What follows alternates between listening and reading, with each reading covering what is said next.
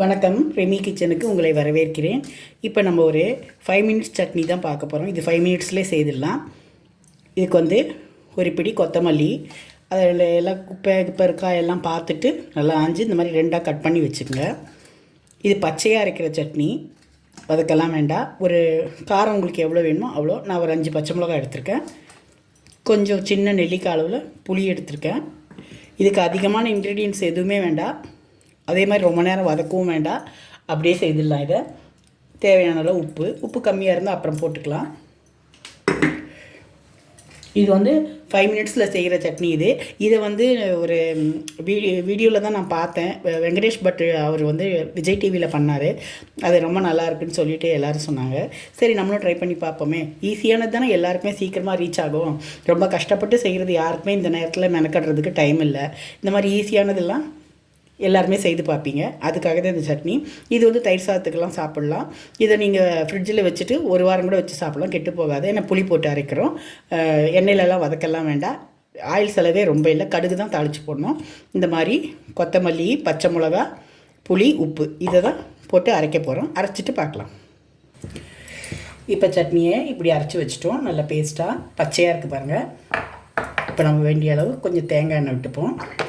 நீங்கள் கடலை எண்ணெய் நல்லெண்ணெய் கூட விட்டுக்கலாம். அதை ஏற்கனவே சொல்லுவேன் இல்லையா, எனக்கு தேங்காய் எண்ணெய் பிடிக்கும்னு. அதனால் நான் தேங்காய் எண்ணெய் விடுறேன்.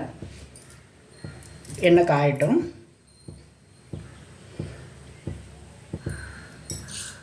கொஞ்சம் கடுகு போட்டுப்போம் தாளிக்கிறதுக்கு. நம்ம ஏற்கனவே பச்சை மிளகா போட்டிருக்கோம். சும்மா ஒரு அழகுக்காக ஒரே ஒரு காஞ்ச மிளகாவை கிள்ளி போட்டுப்போம். காரம் ஏற்கனவே இருக்கும், இருந்தாலும் சும்மா போட்டுக்கிறோம். ஸ்டவ்வை சிம்மில் வச்சுருங்க.